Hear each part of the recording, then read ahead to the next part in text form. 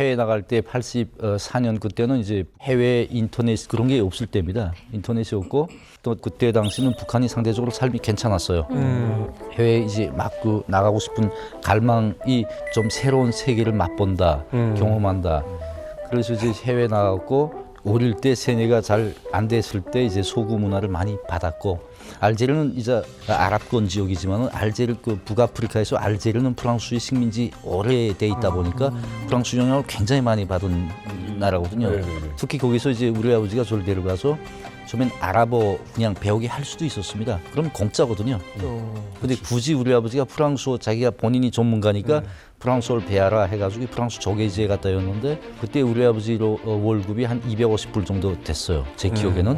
근데 이제 그 학교에 이제 그 학비만 월 학비가 150불이었거든요. 그걸 다 버리면서 이제 프랑스 학교에 갔다 였어요. 근데 프랑스 학교에 가서 이제 생활하면서 프랑스라는 게 원래 유럽에서도 굉장히 보수적인 나라입니다. 북한이 이제 유럽의 나라들과 이제 그 수교를 다 하면서도 유일하게 아직까지 수교를 못한 게 프랑스거든요. 그 정도로 이제 프랑스가 많이 그 보수이고 북한을 보는 시각이 굉장히 안 좋습니다. 프랑스 같은 경우에.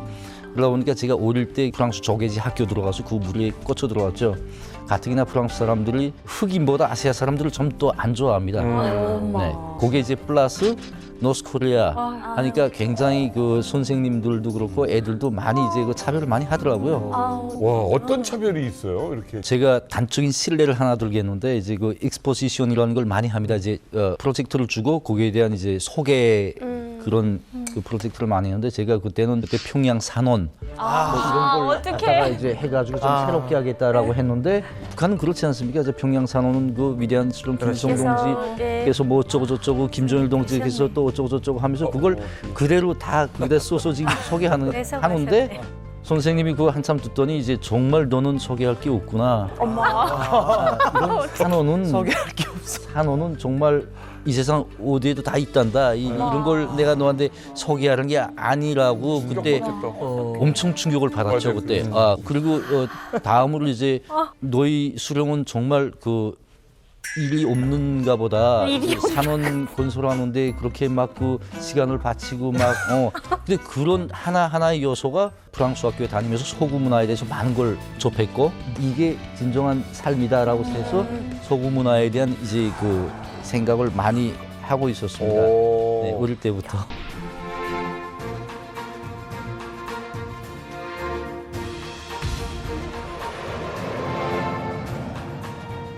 제가 95년 평양외국어대학 스페인어과에 들어갔습니다. 근데 그때 고난의 행군이 시작했을 때예요.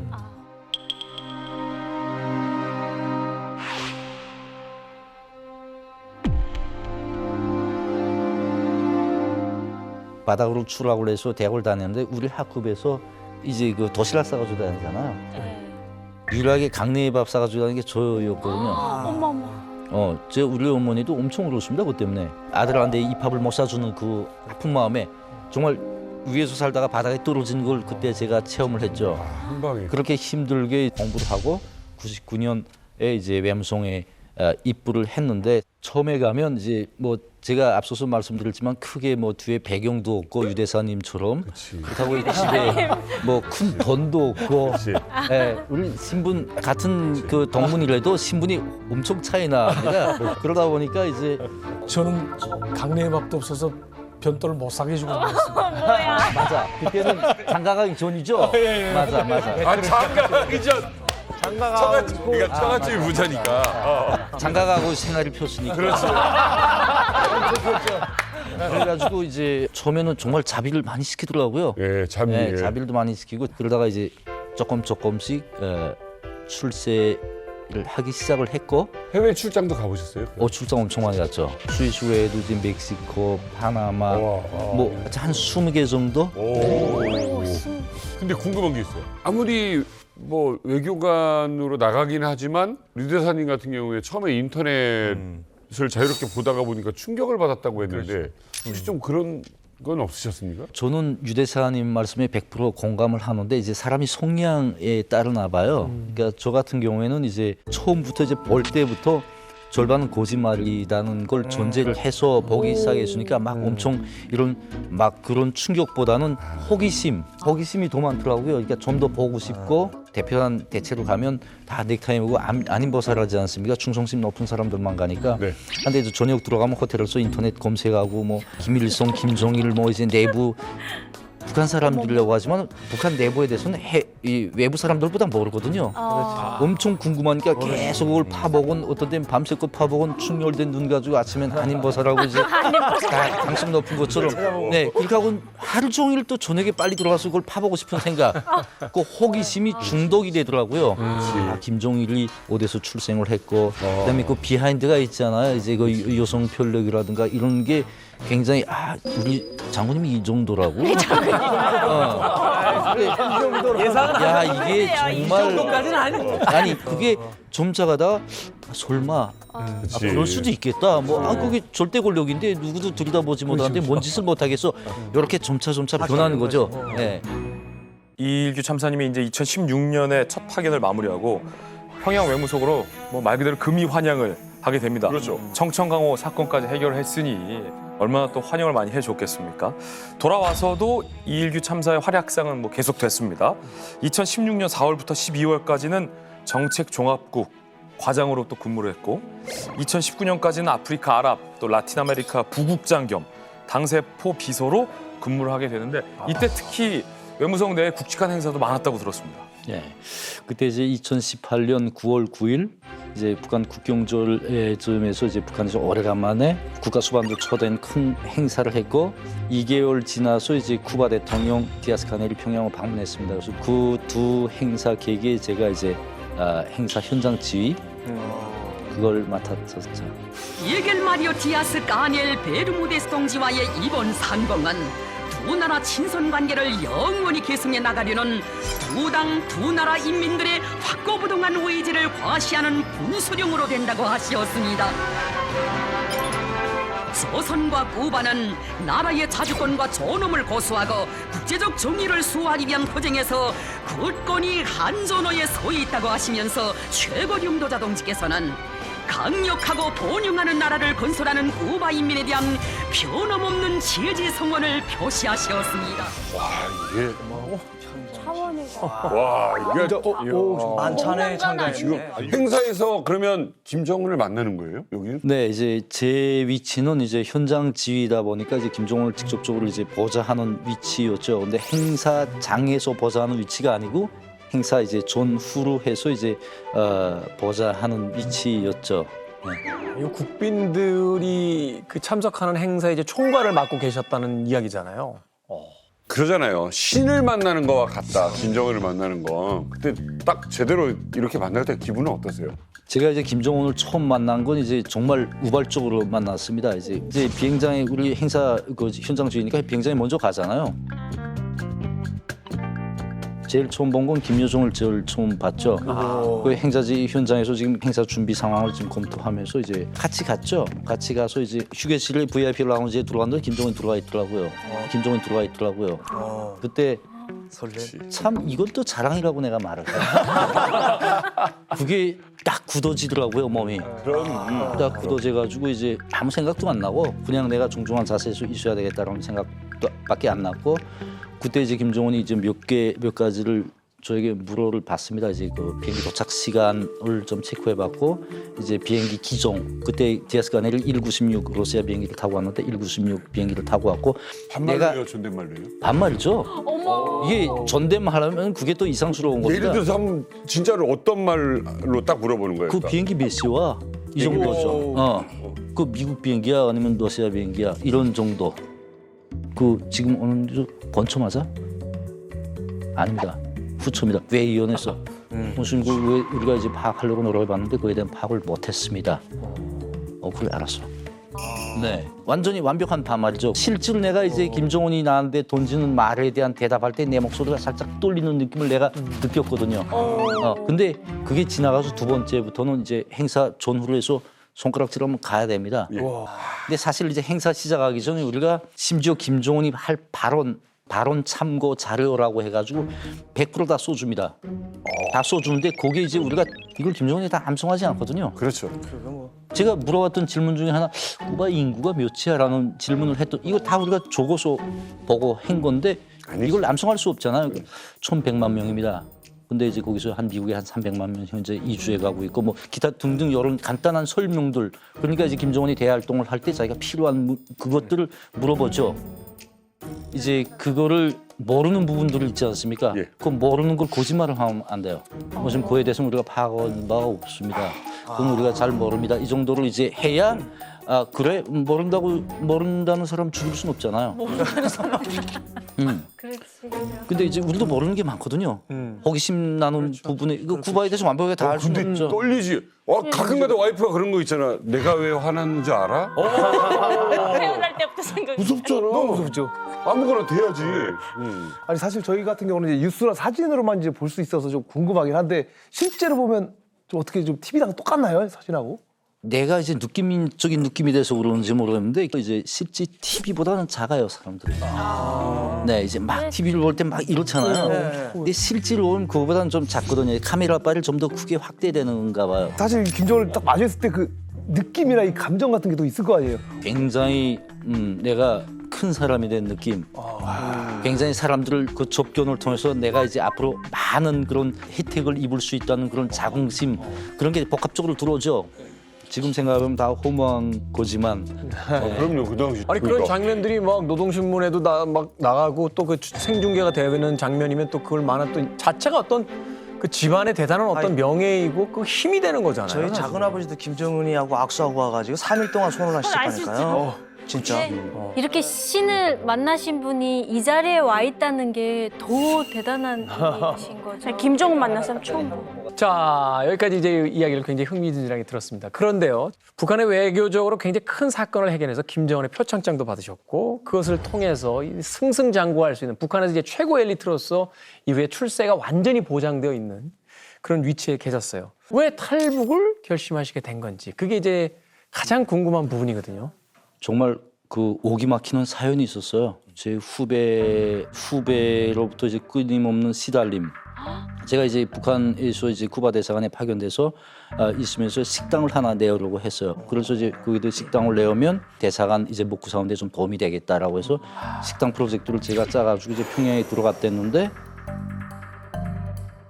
내 후임이죠. 후임으로 내가 그 대표부 지도과 일국 대표부 지도과에 앉혀놓은 친구인데 대표부 지도과가 전반적으로 나가는 모든 대사관들을 이제 사업 성과, 생활 이걸 장악 관리하는 부서입니다.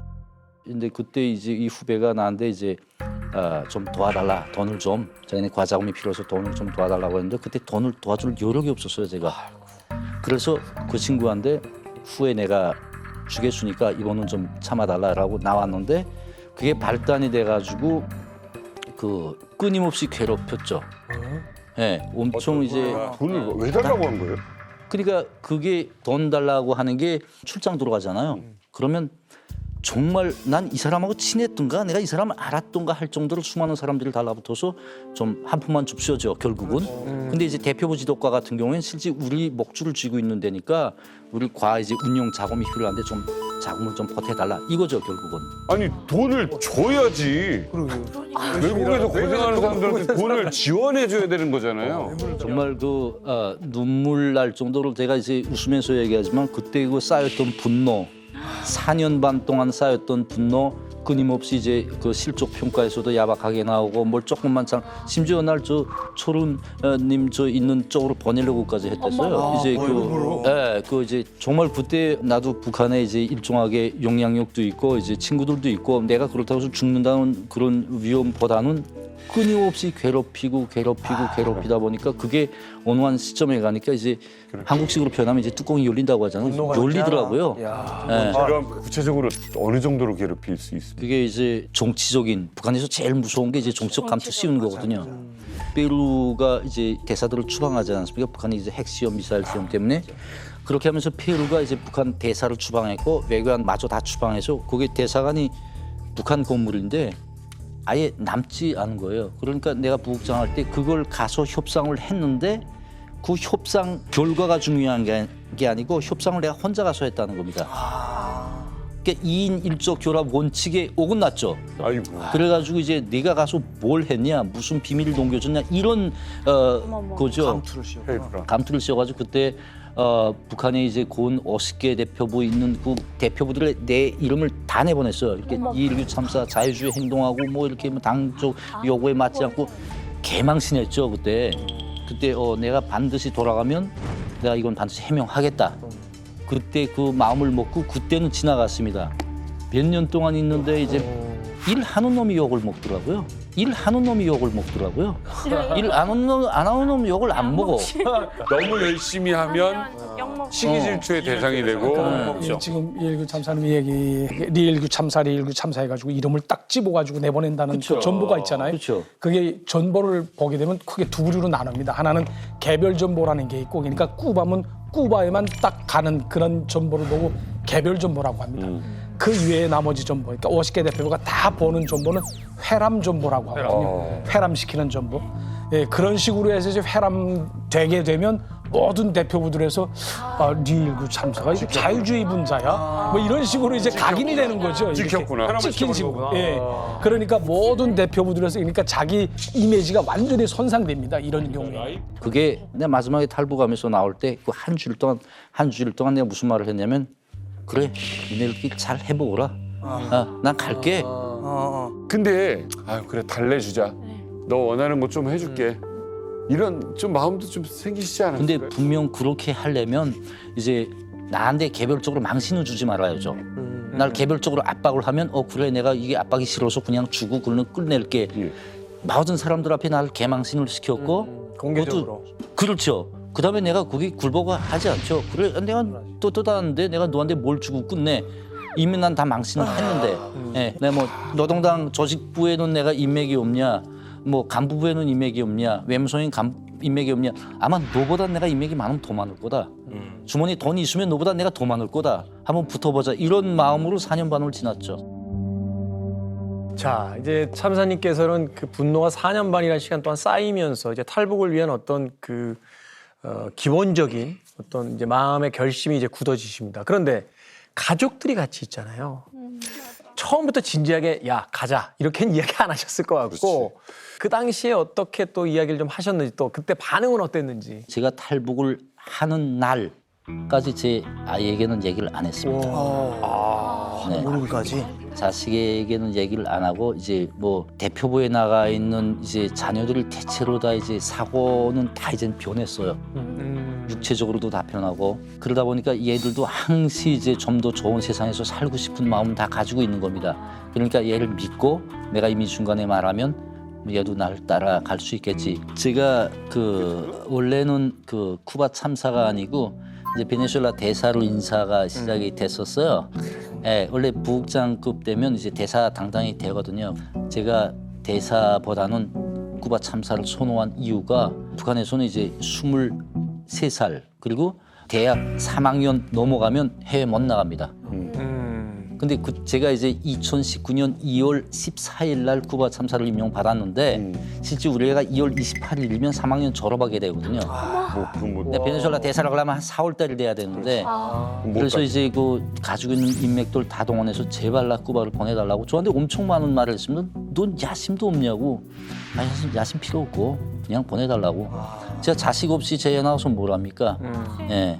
저도 이 내용에 100% 동감하는 게 저희 딸 같은 경우에는 이제 해외에 데리고 나왔는데 한 1개월 동안 계속 잠을 자더라고요. 그러니까 정말 한 달 동안을 잠을 잡니다.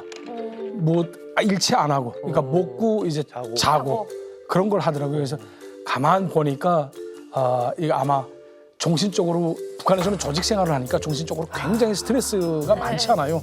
그러니까 얘네들이 이제 나오게 되면 대체로 우린 그 마치 콩나물처럼 큰다고 해서 콩나물 엿법 쓴다고 그렇게 집사람하고 얘기를 했는데 콩나물이라는 게 이게 아랫목에다 놓고 이제 물 주고 덮어주게 되면 무럭무럭 크지 않아요.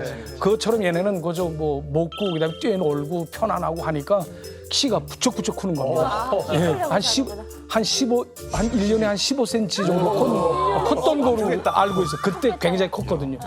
해외에 나오게 되면 뭐 고픈 거 마음대로 다 먹지, 그래요. 널 고픈 거 다 놀지, 뭐 뭐 여기서 진바지라고 하는 청바지를 계속 입지 뭐 하다 나니까 뭐 특히 통제하는 게 애들은 없거든요, 별로. 제가 이제 코로나 겪으면서 운동을 많이 하지 않습니까? 산책도 많이 하고 할 때 우리 와이프랑 같이 이제 그 산책을 했어요. 산책을 하면서 제가 슬쩍 물어봤던 적이 있습니다. 우리 집사람한테. 난 정말 도저히 못 살겠어. 갈까 우리? 어딘진 얘기 안 하고 있잖아. 갈까? 아유. 그때 우리 집사람이 그러는 거예요. 당신 뭐 이때까지 사실 뭐 그만큼 그 쌓아놨으면 이제 돌아가면 이제 국장도 될 수 있고 좀 몇 개월 있으면 부상되는데 당신 얼마나 힘들게 이거 한 톱 한 톱 올라왔냐 그런 생각하지 말고 그냥 살자. 그래 너는 마음이 안 변하겠구나 하고 넘어갔는데 그때 우리 집사람이 이제 그 천식이 있어요. 그 다음부터 고민이 시작이 됐죠. 엄청 고민을 많이 했나 봐요. 그러다가 이제 어느 하루날 내가 사무실에 앉았는데 군에 전화가 왔습니다. 와서 목소리를 들어보는데 굉장히 이상한 목소리가 나요. 왜 그래요? 그러니까 나 빨리 병원에 좀 실어달라는 거예요. 심장 발작이 왔죠. 너무 고민하다 보니까. 엄청 고민하셨구나. 그래서 이제 그때 내가 이제 안심을 시켰죠. 안 가. 그때 한 말은 농담이고 나 절대 안 가니까 마음 놓고 우리 이제 이렇게 해서 다시 돌아가니까 절대 그런 생각 추워도 하지 말라고 그때 안심을 시켰죠. 근데 이일규 참사님, 그러니까 그래도 탈북까지 하려면 이거 목숨 건 건데 결정적 사건이 있을 것 같아요. 계속 앉아 일하다면 이제 디스크가 옵니다. 경추 디스크. 목 근데 디스크, 예, 우리 목 흔히. 디스크가 오는데 그게 이제 좀 심해지면 이제 마비가 와요. 그러니까 마비라는 게 그냥 이게 못 쓴다는 것보다 이제 감각이 없어집니다. 이쪽에다. 저리고. 네, 저리고 이게 엄청 피곤한 겁니다. 이게. 그래서 이제 제가 본부에다가 제기를 했죠. 내가 자비로 내 돈으로 쿠바는 그때 그 미국의 봉쇄를 당하다 보니까 우려가 굉장히 열악하거든요. 그래서 멕시코에 가서 진단과 치료를 좀 받아보겠다라고 정보를 만들어서 이제 보고를 했어요. 보고하면서 타산도 했죠. 이제 대체로 이제 이게 정보가 가서 나한테 며칠 있다가 결제받고 돌아오면 네. 그 다음에 내가 이제 비행기표 예약하고 이제 또 난다. 요거까지 시나리오를 다 짜놨죠. 그때는 탈북이 아니고 실제 치료.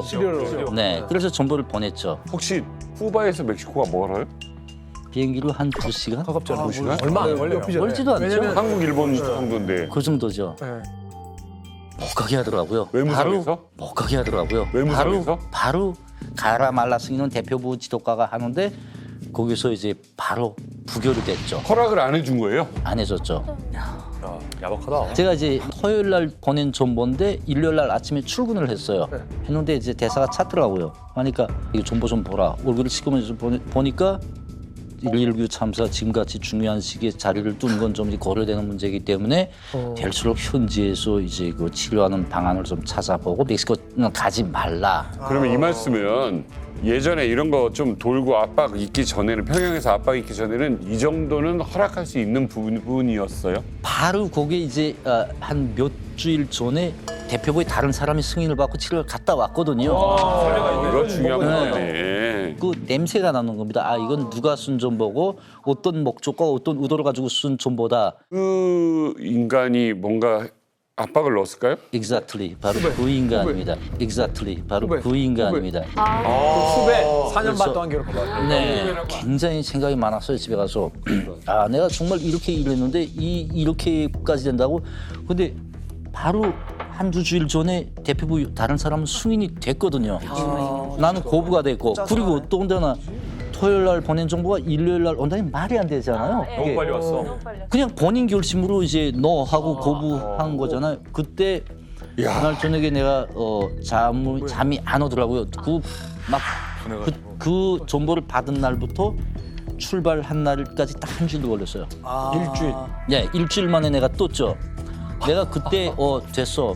정말 나 가겠으니까 너희 한번 잘해보라. 이 마음을 가지고 그때 그 분노가 결국은 내가 탈북을 할 수 있게 방아쇠가 되는. 물고 싶은 사람 뺨 때려준 거죠. 고마운 사람이네, 어찌 보면. 그렇죠. 이렇게 생각할수록 조금 이해가 안 되는 부분이거든요. 사실 토요일에 정보를 보냈는데 바로 일요일에 온다는 거는 긴급, 대긴급, 일반 뭐 이런 식으로 이렇게 갈라지거든요. 근데 이제 뭐 토요일 날 보낸 게 일요일 날 그 다음 날로 왔다라는 거는 뭐 진짜 긴급 대긴급 아니고서는 그렇게 안 됩니다. 근데 멕시코에 가는 문제가 무슨 죽고 사는 문제라고 해서 대긴급으로 보내는 그럴 정보는 아니거든요. 그러니까 이 사람 자체가 올라간 거를 자기 단계에서 깔아뭉개. 그렇죠. 무슨 멕시코야? 야, 못 간다고 보내. 그렇게 참 국가를 위해서 헌신했는데 돌아온 것이 고장 모함과 그렇죠. 아프다는데 병원도 못 가게 하는 현실. 결단력 대단하지 않으십니까? 대단한 게 정말 2003년이 대단한 게 자 멕시코 사건 그러니까 불허가 되고 바로 일주일 만에 탈북을 결행하셨다는 거예요. 짧은 시간 동안 그러니까요. 일주일 만에. 그런데 탈북하려면 아까 말씀하셨지만 비행기를 타야 되잖아요. 그런데 여권이 또 필요하지 않습니까? 그렇죠. 근데 외교관이라도 여권을 소지하고 있는 게 아니거든요. 그런데 아마 하늘이 도왔던 것 같습니다.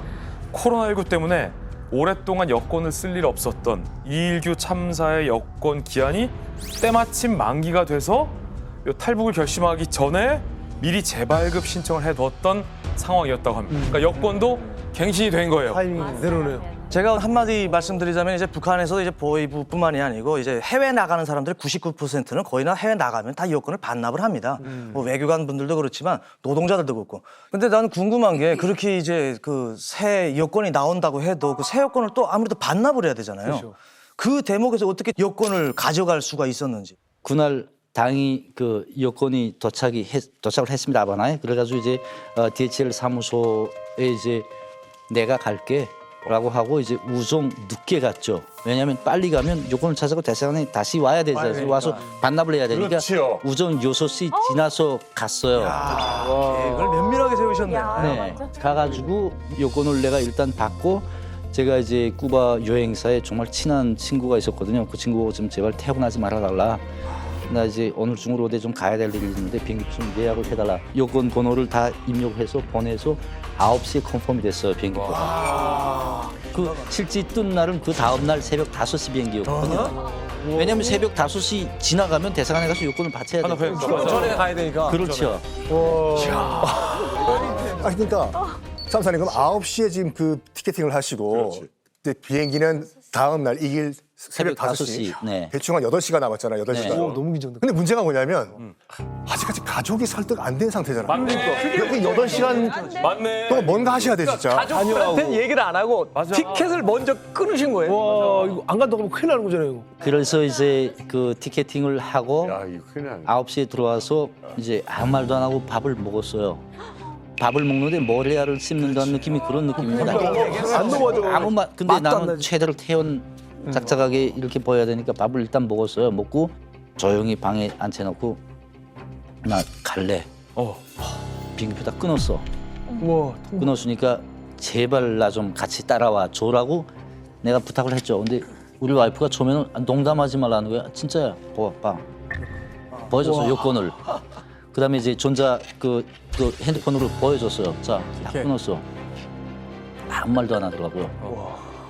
안 가겠단 말도 안 하고 가겠단 말도 안 하고 그다음에 빨리 좀 대답해 줘야 되겠는데 빨리 해야 저 가지 않습니까? 힘 싸서 가지. 아무 말도 안 해서 너무 답답해서 그다음에 우리 애를 불러가지고 이제 자 아빠는 정말 난 못 살겠어 거기 있어 북한 땅에서 못 살겠으니까 나는 네가 아빠 따라와 줬으면 좋겠어. 얘도 아무 말도 안 하더라고. 그렇게 해서 한 30분 이상 흘렀던 것 같아요. 그다음 안 되겠더라고. 막 시간은 가지. 그래서 에이 모르겠다. 나라도 짐 싸겠다. 이러면서 짐 싸기 시작했어요. 나라도 싸야겠어. 그래야 따라와. 내가 확실하다는 걸 보여줘야 되니까. 근데 확실한다. 신기하게 우리 집 사람이 일어나서 짐 싸는데 같이 챙겨주더라고요. 그래서 아 마음이 됐구나 열심히 했구나. 하고 다행이다. 우리 애 보고 너도 빨리 가서 내 짐 챙기고 빨리 가자. 어느 정도로 긴장했냐면 우리 앞집에 북한 사람이 살고 있었어요. 아이고. 근데 새벽에 내가 이제 대사관에다가 내 차도 다 세워놨어요. 차를 가지고 밤에 움직이면 이상하게 생각할 것 같아서 다 대사관에 차 세워놓고 택시를 불렀죠. 새벽 2시에 택시가 이제 나가야 되는데 앞집 사람이 이상하게 생각할 것 같아서 헛소리 나고. 막 짐도 이제 소리 안 나게 들고 나간다고 나가는 게 그중에 가방을 하나 떨고 놓고 왔죠. 그 가방에 이제 뭐가 있었냐면 이제 소에게 돈도 있었고 이제 집 열쇠도 있었고 외교관증이 있었고 뭐 기타 등등 이런 게 다 있었어요. 그게. 한데 문을 열고 나왔는데 그날따라 어떻게 현관문이 걸렸어요. 참 이상하더라고 그날.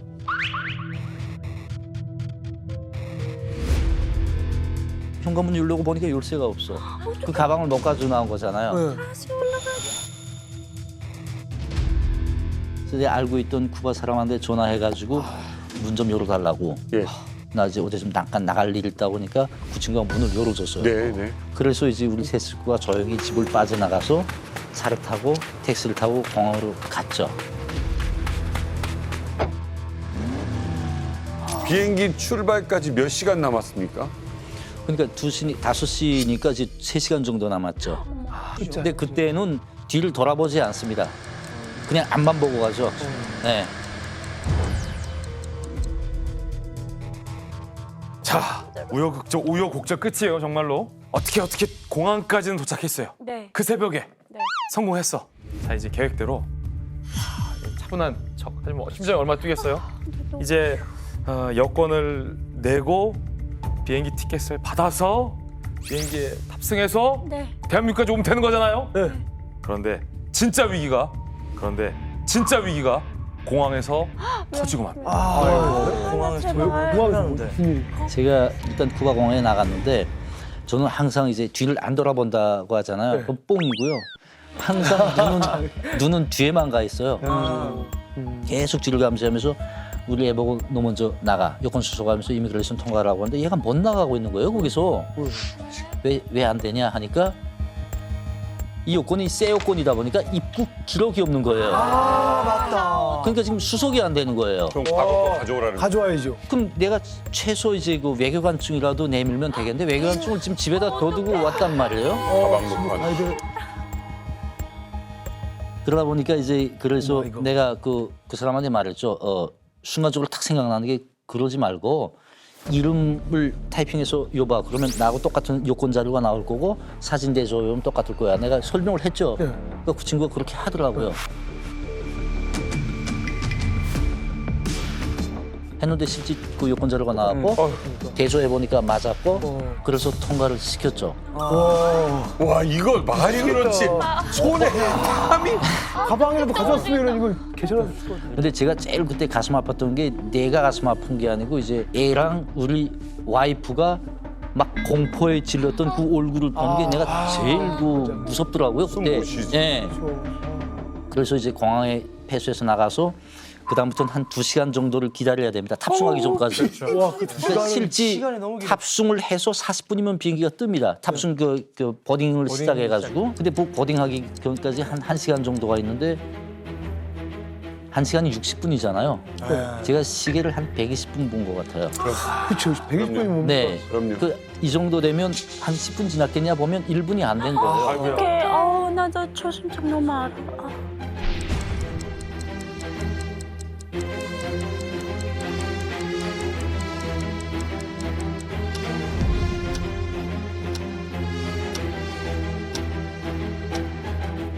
무사히 그 보딩을 했고 비행기가 떴죠.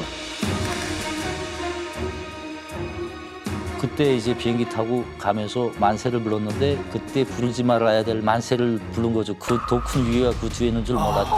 아, 이거 위기가 또 있거든요. 더큰 거기 누구 있었나 봐. 북한 사람. 뭐야? 제가 어느 나라라는 거는 찝지 않을게요. 네. 근데 이제 어느 공항에 도착을 했습니다.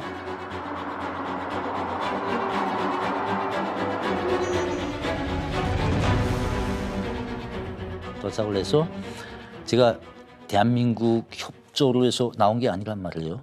저 혼자 스스로 나오고 그러니까. 그래서 그 나라에서 대한민국 대사관에 전화를 했고 도와달라고 거기에서 이제 협조해 주겠다고 했는데 그 짧은 한 30분 동안 이제 나의 정치 망명을 그 나라가 인정을 안 하겠다고 하는 거예요. 그다음 쿠바로 돌려보내겠다고 그 공항에서 공항에서. 아, 그때 제가 외교 특권과 특권을 주장했거든요. 외교관 좀 난 아직 외교관이야. 우리 가족을 갈라놨어요. 갈라놓고 신문한다고 하면서 우리 와이프랑 우리 애를 게이트를 강제로 끌고 가려고 했어요. 그냥 태워보내고 그러면 내가 따라가겠지라고 생각을 하고 그렇게 30분 동안 치열하게 거기서 투쟁을 하던 와중에 그 나라 주재 대한민국 대사님께서 오셨어요. 정말 아까 김종훈 신을 본 것 같은 그거 아무것도 정말 신을 만난 것 같은 느낌이더라고요 그때. 근데 정말 더 웃긴 건 뭐냐면 나와 나의 가족을 이제 다시 비행기에 태워서 보내겠다고 거의 한 10명이 에워싸고 있었어요. 불 탁 켜면 바퀴벌레가 순간에 쫙 사라집니다. 구 대사님께서 오시고 별말도 안 했어요. 그냥 이 사람은 우리 대한민국 헌법에 따라서 우리 국민이다. 우리 대한민국 헌법에 따라서 우리 국민이다. 맞아, 우리 헌법이 그렇잖아. 네, 국민이고 우리가 이제부터 보호한다. 다 없어지더라고요. 다 없어지더라고요.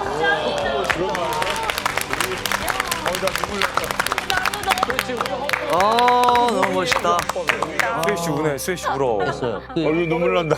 대한민국 국력이 바로 그거더라고요. 그 대사님이 별 말씀 안 하셨다니까요. 내가 정말 비엔나 협약이 어쩌고 뭐 어쩌고 해도 듣지 않던 사람들이 다 그냥 꼴을 사리더라고요. 야, 진짜 멋있다. 그래서 제가 이제 구출이 됐죠.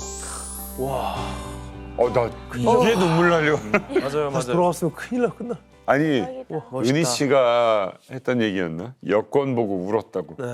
안면에 이 사람은 대한민국 국민이니까 어디를 가든 이 사람의 모든 조건을 하나 다 보호해 줘야 된다라고 앞구절에 써 있거든요. 제가 한국에 와서 여권 발급받고 그거 보고 집에서 방에서 침대 위에서 엉엉 울었어요.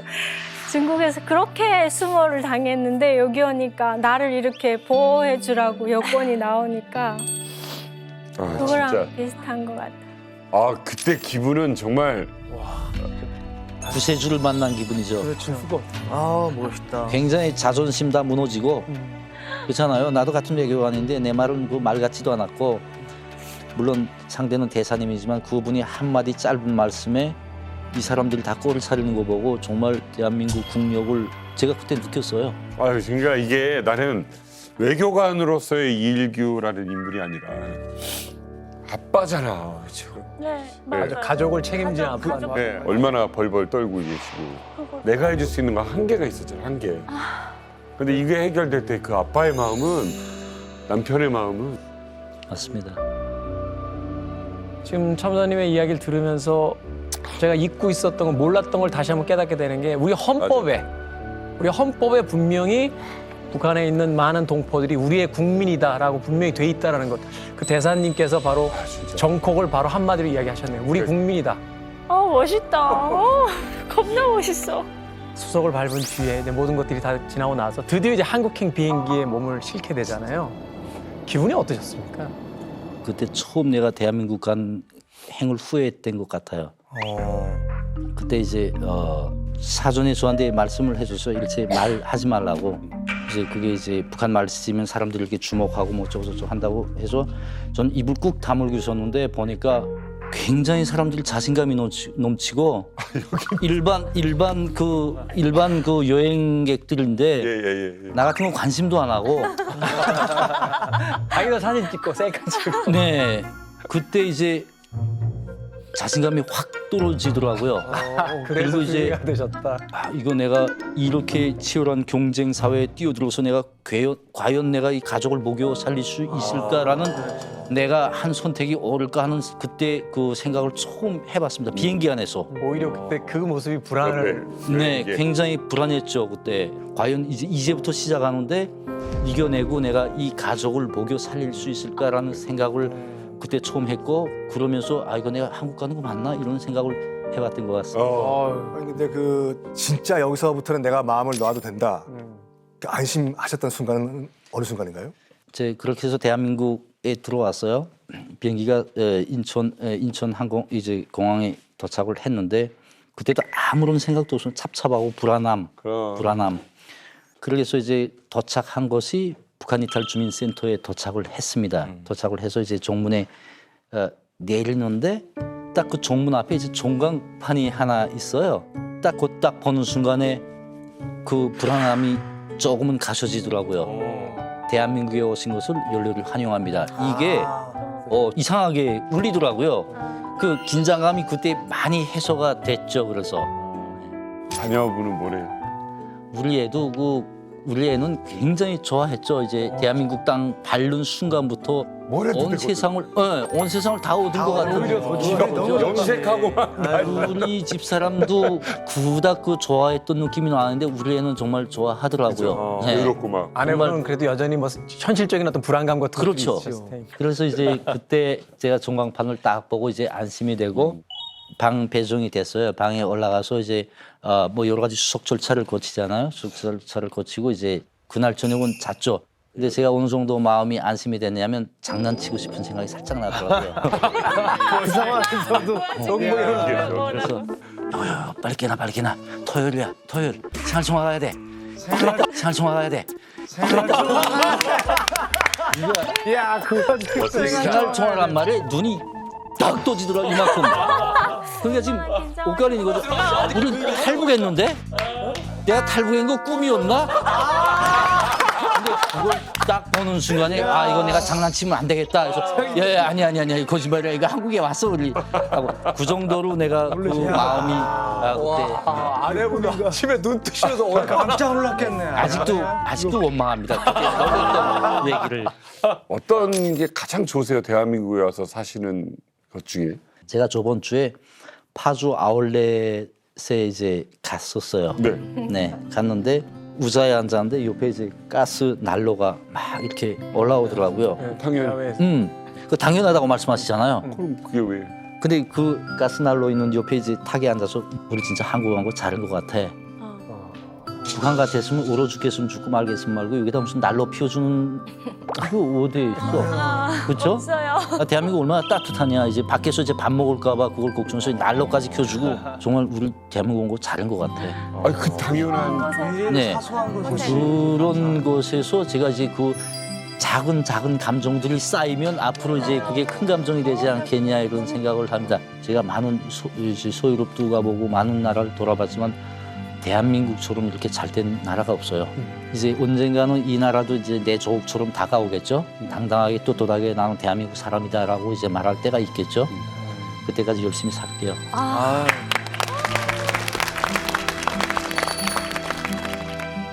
극비리의 대한민국으로 망명한 분입니다. 쿠웨이트 주재 북한 대사관에서 근무했던 류현우 대사님을 모셨습니다. 안녕하십니까.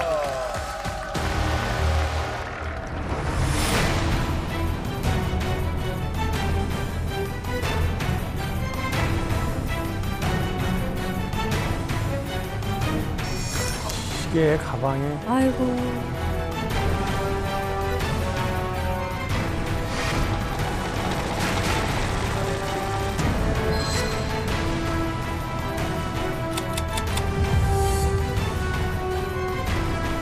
(1960년 7월) 남산고중을 졸업을 앞둔 이런 때인데 위대한 장군님께서는 이 대동문을 배경으로 기념사진을 남겨주셨습니다.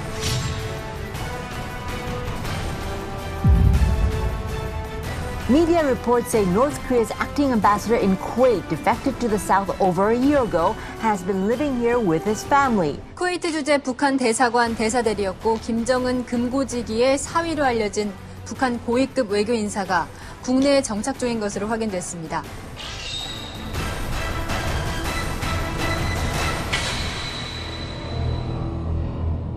자, 이만갑에서 정말 모시고 싶었습니다. 사실 뭐 여러 루트를 통해서 저희도 접촉을 뭐 1년 이상을 했는데 이렇게 모시기 정말 어려워 보이죠. 그렇죠. 제가 알고 들어도 그 뉴스의 인터뷰 이후에는 공식적으로 프로그램에 출연을 저희 프로가 오늘 처음인 것으로 알고 있는데요. 네, 맞습니다. 사실 이 프로그램에 나오기까지는 정말 고민이 많았습니다. 아무래도 김정은의 금고지기로 알려진 저의 장인어른과 그리고 장모 그리고 또 저희 어머니가 아직 북한에 살아 계시거든요. 네, 그래서 이분들한테 무슨 피해가 끼치지 않을까라는 그런 두려움과 걱정 때문에 지금까지 언론에 자주 노출이 되지 않았던 그런 상태였습니다. 그럼에도 불구하고 용기를 내신 이유는 뭘까요? 우리가 왜 김정은 정권을 등지고 대한민국에 오게 되었는지 또 우리가 점점 지금 미쳐가고 있는 저 김정은 정권의 실상에 대해서 세상 사람들에게 좀 알려야 되겠다 그런 자각을 가지고 이만갑에 나오게 됐습니다. 오늘 너무 환영합니다. 우선 안전 대표가 없습니다 거기는. 예, 그럴 필요가 없으니까. 그러니까 아무래도 조금 자유롭다고 할까? 그래서 편하겠네요. 예, 상당히 뭐 인터넷도 하고 싶으면 하고. 검색을 뭘 해보셨습니까? 맨 처음. 처음에 아무래도 좀 흥미로운 게 있지 않습니까? 뭐예요? 드라마? 김종일이라고 쳤습니다. 대박. 김정일에 대해서 어떤 뉴스들과 자료들이 있는지 그걸 이제 보고 싶어하셨다. 예, 그렇습니다. 그리고 저희가 아무래도 인터넷을 접한다는 그 자체가 북한에서는 할 수 없는 일이 아닙니까? 그러니까 해외에 나오면서 가장 흥미로웠던 점부터 하나하나 인터넷을 통해서 서치를 하는 겁니다. 그러면 자 김정일이라고 검색을 했습니다. 뭐가 나오던가요? 욕하는 거야? 우선 1942년으로 뜨더라고요, 생일이. 근데 저희 장인이 1941년생이거든요. 근데 저희 장인하고 같은 나이가 동년배입니다. 그런데 42년으로 뜨더라고요. 많이 들어왔네. 그래서 이것도 조금 좀 다르나? 뭐 이런 식으로 이렇게 보다가 더 흥미로웠던 거는 저희는 그 어릴 때부터 백두미령 고향집에서 탄생했다는 것으로 예, 그렇게 배우고 그렇게 믿고 있었어요 그때까지. 외교관. 당연히 그렇게 믿고 있죠. 종교인데. 예. 그래서 채 보니까 아니 뭐 백두미령 고향집이 아니고 저기 러시아 국동 지역에 있는 그쪽에서 태어났다고 써 있더라고요. 그러니까 완전히 이게 멘붕이 오는 겁니다. 알고 있던 그 고향부터 이게 완전히 처음부터 완전히 다르지 않습니까? 김정일이라는 세 글자를 침으로써 출생의 비밀로 들어가 버린 거예요. 그러니까 42년 백두산 미령 출생이 아니고 사실은 1년 전인 1941년 소련군 대위였던 김일성의 근거지였던 브야츠크 병영에서 태어난 유라를 만나게 된 거죠. 그럼 이제 고구마 줄기, 감자국 줄기처럼 그냥. 예, 그죠. 검색어가 쭉 연동이 돼가지고 쭉 나오지 않습니까? 거기에 또 뭐 저희는 아마 다 알 거예요. 6.25 전쟁이다 하게 되면 저희는 북침으로 알고 있거든요. 그렇게 뭐 배워왔고 그러니까 6.25가 북침이 아니라 남침이다. 이런 거는 또 그 소련이 해체되면서 그런 이 문건들이 또 노출돼서 나오지 않았습니까? 이건 진실 아니에요. 아니 정말 궁금한 게 북한 사회 지도층 엘리트도 유교가 남측에서 치고 올라간 걸로 모릅니다. 엘리트신데. 예, 모릅니다. 진짜. 인터넷을 접하지 못하게 되면 이거는 절대 알 수가 없는 거예요. 김정일 검색을 했더니 쭉쭉쭉쭉 나와. 예. 진실을 접했을 때 기분은 무엇으로 그 뒤통수를 한 대 맞았다는 그런 기분. 그럴 것 같아요. 예. 예. 그럴 것 같아요. 야, 이런 것까지 다 소개내는. 그러니까. 제가 진짜 승상했던, 숭배했던 그 김씨 일가가 우리들 이렇게 걸려먹어. 종교가 깨진 예, 뭐 이런 그 느낌이라고 할까? 네. 예, 그런 느낌이 확 드는 거죠. 잊어먹은 이후에 그래서 저 대사관에 세포비서 하는 양반이 하나 있었거든요. 그렇죠. 1등 소기관인데 그 친구 보고 자, 여사무사에서 지금 선전화를 우리가 잊어먹었는데 이걸 조국에 평양에 보고를 해야 되겠다라고 얘기를 하니까 그것도 뭐 이렇게 굴고 부스럼 만들 게 있냐.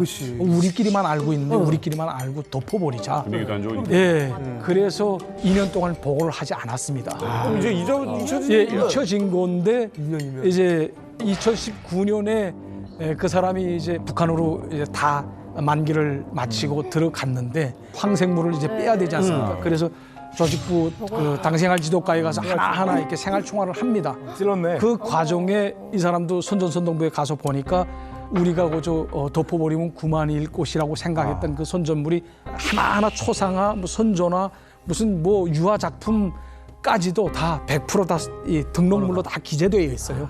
그러니까 그 사람이 이걸 보고 그다음에 휘가고 돌아간 겁니다. 아니, 그러다가 내가 죽겠구나 라고 생각을 하고 그다음에 저한테 모든 걸 다 뒤집어 씌운 거죠. 그렇지. 당연하지. 나도 그랬을 거예요. 아니, 이거 가족을 지키기 위해서. 그럼 사전에 전일춘 그 30도시 실장 사이라고 미리 말씀을 해놔요. 그것도 못 살려요. 그건 안 먹혀요. 장성택이도 죽고 뭐 김정남이도 죽는 판인데 무슨 전일춘이 사이라고 해서 안 죽겠다고. 맞아. 북한은 김일성, 김정일에 대해서만은 절대 양보 안 해요. 왜냐면 한 사람 양보하기 시작하면 무너지거든요, 이 시스템 자체. 거기에 대해서는 그건 누구 가족이라도 양보를 안 해요. 아니 믿었던 동료가 배신한 것에서도 굉장히 큰 충격을 받으셨겠지만 그걸 어떻게 알게 되셨어요? 저희 집사람이 이제 2019년 2, 3월 달 경에 저희 장인어른이 심근경색이 와서 수술을 했거든요. 그래서 이제 2019년 2월인가 그때 은퇴를 하셨는데 은퇴를 하게 되면 시외 이 외곽에 이 아파트를 많이 짓기 때문에 외곽으로 이사를 갑니다. 그래서 아버지가 또 심근경색으로 수술을 했다지 또 이사도 했다지 하니까 집사람이 지금 평양에 들어갔던 찰나인데 아마 저희 친구들을 통해서 여기저기서 들려오는 아마 말을 귀동냥에서 들은 것 같아요. 예. 그리고 나와서 저한테 문책을 하더라고요. 아, 이런 일이 있었나? 그래서 사실 제가 2년 동안 이걸 가족들한테 일절 예, 비밀로 하시고요. 비밀로 하고 우리 집사람한테도 말을 안 했었거든요. 근데 중요한 거는 유현우 대사께서 그나마 목숨을 부지하고 지금 대한민국의 가족과 함께 와서 이 자리에 있을 수 있는 거는 제가 보기엔 사모님의 정보력이 아니었으면 그렇죠. 그 사람이 그렇게 불었다 먼저 믿었던 사람이 이거를 이 전일춘의 딸 정도 되는 김일성대 경제학과 이런 네트워크 있으니까 고위층 자제가 있으니까 누가 검찰 조사에서 뭐라고 불었대 하는 걸 알 수 있지. 우리도 사실 누가 검찰 조사 갔는데 거기 가서 검사한테 이런 얘기했대 하는 거 알 수 있는 사람이 누가 있겠습니까? 북한 체제에서 더더구나. 그거를 알아서 캐치를 했다는 것도 대단한 거죠. 대단한 거죠. 그러면 사모님 갔다 와서 당신 이랬어라고 했어요. 네. 자 이제는 내가 해결해야 되잖아 이거. 네. 북한에서 전보 한 장이 날아오더라고요. 정보요? 예, 전보가 하나 날아왔는데 그 전보 내용은 직접 가져왔습니다. 내용은 이렇습니다. 쿠웨이트 주재 대사관 대사대리 류현우는 그 전보 내용 직접 가져왔습니다. 내용은 이렇습니다. 쿠웨이트 주재 대사관 대사대리 류현우는 8며칠까지 대사관 로비에 있는 유화 작품을 가지고 평양에 들어올 것이다. 이거 믿기네. 유화작. 이게 너무 수상한 거예요. 이유는 근데 황당하지 않아? 너무 그러니까 타이밍이 너무 이상하고 끔찍하다. 타이밍이 절묘하잖아요. 2년간 잊고 있었어요. 근데 갑자기 평양 들어갔던 아내가 와서 추궁을 하죠. 뭔가 일이 터졌나? 그런데 평양에서 날라온 전보가 로비에 있는 유화 작품을 가지고 들어오래. 그런데 설명은 그랬어요. 유화 작품송에 있는 김정일과 김일성의 인민복을 양복으로 교체해야 되니까 인민복 입고 있는 유화 작품을 갖고 들어오면 양복 입은 새 유화를 들려서 보낼 테니 쿠웨이트 대사관의 로비에 걸면 된다. 대사가 직접 들고 오라. 이 냄새가 너무 나는 거죠. 그러니까 잃어버린 것은 선전하고요. 출판 선전화. 그리고 가지고 들어오라고 요구한 거는 로비에 있는 유화 작품이죠. 다른 거를 예, 다른 겁니다. 왜 다른 걸 가져오라고 그랬어요? 눈치챌까? 그러니까 이게 뭐 제가 눈치챌까봐 이런 거를 가지고 아니, 들어오라. 선전화를 가지고 들어오라 그러면은 아 나는 알지 무조건 나가겠다, 맞아. 도망가겠다는 걸 아예 사인을 주는 거니까. 들어가게 되면 뭐 기필코 정치범 수용소로 이제 가는 건 불보듯 명백한 거고 하다 나니까 이제는 탈북을 해야 되겠다라고 결심을 지금 굳혔습니다.